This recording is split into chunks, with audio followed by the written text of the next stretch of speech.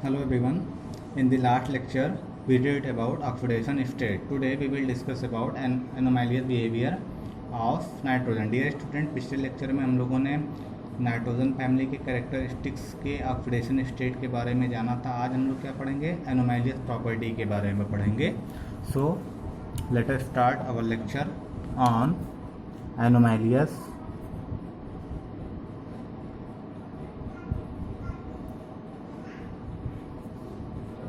properties of nitrogen. ठीक है. अब देखिए नाइट्रोजन के एनोमैलियस प्रॉपर्टीज़ में क्या क्या हमको जानना है कि इनके एनोमैलियस प्रॉपर्टीज़ क्या होता है. और देखिए ये सेवेंथ कैरेक्टरिस्टिक्स है इनका. ठीक है ना.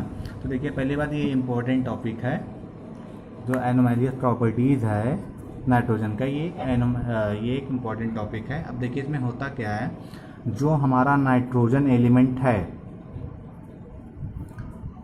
ठीक है, नाइट्रोजन एलिमेंट क्या होता है और जितने एलिमेंट्स इनके इस ग्रुप के बच रहे हैं उनसे क्या करता है, डिफरेंट या डिफर शो करता है. ठीक है ना.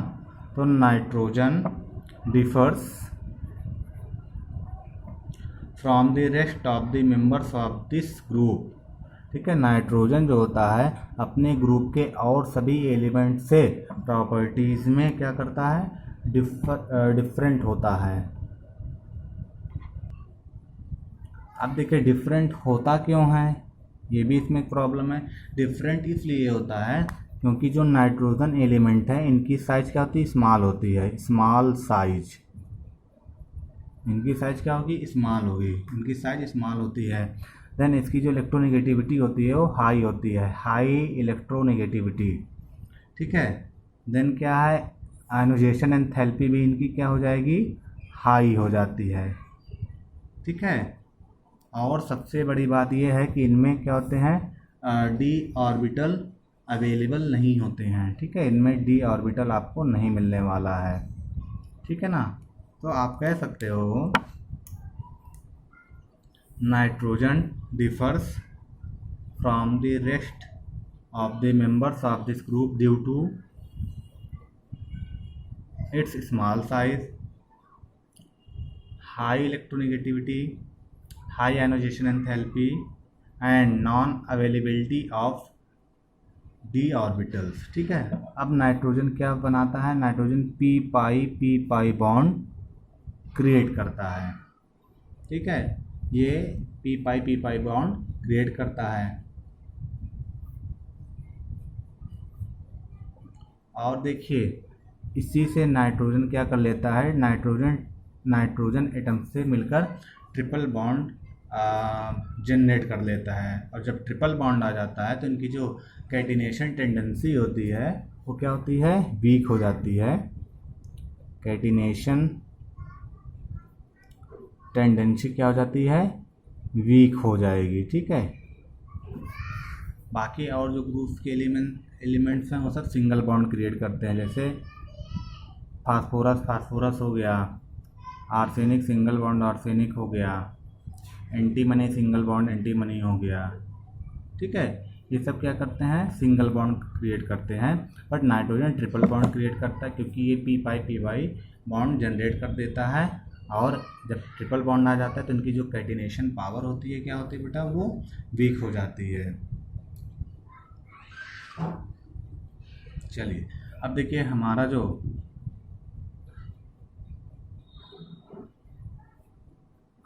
इस ग्रुप के और एलिमेंट्स हैं, हमको यहाँ से पता चल गया कि जो नाइट्रोजन फैमिली है, नाइट्रोजन फैमिली में नाइट्रोजन अदर सारे एलिमेंट से क्या करता है, प्रॉपर्टी में डिफर शो करता है, जिसके कारण ये क्या हो जाता है, एनोमैलियस प्रॉपर्टी शो करने लगता है. देन देखिए अगली पॉइंट हमारी क्या है, रिएक्टिविटी टुवर्ड्स हाइड्रोजन.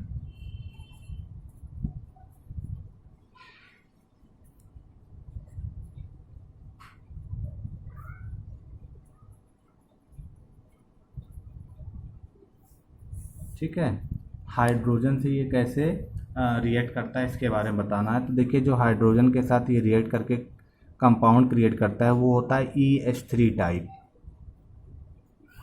ठीक है। तो कहने का मतलब ये है जो हमारा नाइट्रोजन फैमिली का एलिमेंट है वो हाइड्रोजन के साथ रिएक्ट करके क्या बना देता है, EH3 टाइप के कंपाउंड क्रिएट कर देता है।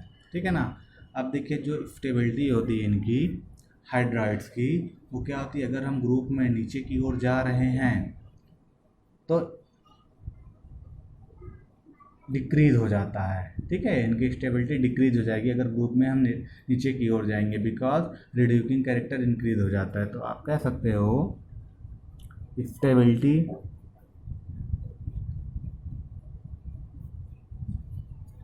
Of the hydride decrease. ठीक है, इनकी जो स्टेबिलिटी होती है हाइड्राइड्स की वो डिक्रीज हो जाती है और रिड्यूसिंग कैरेक्टर बढ़ जाता है। तो इस हिसाब से हमारा देखिए क्या होता है, बेसिक ऑर्डर में अगर ले आएंगे हम लोग बेसिक ऑर्डर, तो बेसिक ऑर्डर में जान रहे हैं रिड्यूसिंग कैरेक्टर क्या हो जा रहा है, या ये इंक्रीज हो जाता है जब हम लोग नीचे की ओर जाते हैं, टॉप टू बॉटम में जाते हैं। तो इस हिसाब से क्या हो जाएगा, हमारी जो बेसिक ऑर्डर होती है, जो बेसिसिटी होती है, वो NH3 की ज़्यादा हो जाएगी, PF3 की उससे कम, ASH3 की उससे कम, SBH3 की उससे कम और BiH3 की सबसे कम हो जाती है। ठीक है ना। तो सबसे ज़्यादा बेसिक कौन है, अमोनिया है।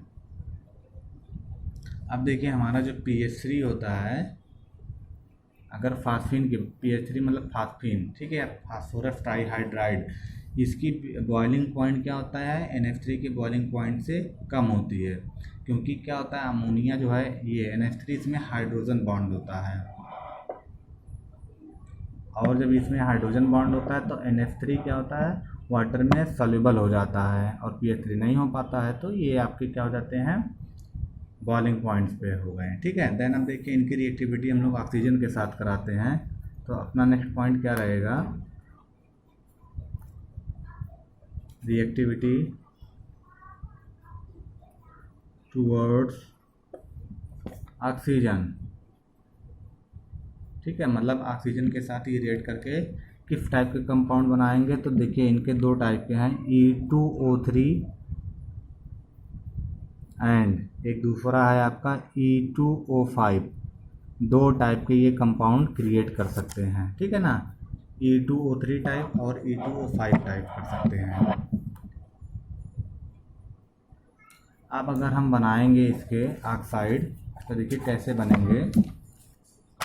हमारे पास कौन कौन से हैं, nitrogen, phosphorus, arsenic, antimony and bismuth.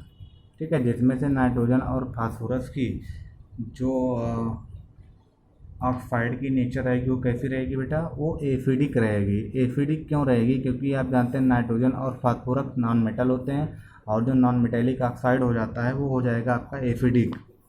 Arsenic और एंटीमनी में क्या होता है, ये मेटलाइट्स हैं। मेटलाइट्स के कैसे होते हैं, एम्फोट्रिक होते हैं ये। और जो बिस्मथ आपका बच रहा है, बिस्मथ मतलब मेटल है, और मेटल का क्या हो जाएगा, ये बेसिक। ठीक है ना। तो ये तीन थे कैरेक्टर्स में। पहला क्या था आपका, नाइट्रोजन फास्फोरस नॉन मेटल है, नॉन मेटेलिक ऑक्साइड एसिडिक हो जाएगा, मेटलाइट्स का क्या हो जाएगा, एम्फोट्रिक हो जाएगा, और मेटल का बेटा ये बेसिक हो जाएगा। अब देखिए हम हाइड्राइड के साथ अगर कराएं, हाइड्राइड कह रहे हैं, हैलोजेंस के साथ, तो देखिए क्या होता है हैलोजन में। अब 10th पॉइंट हम बता दे रहे हैं आपको, कौन सा, रिएक्टिविटी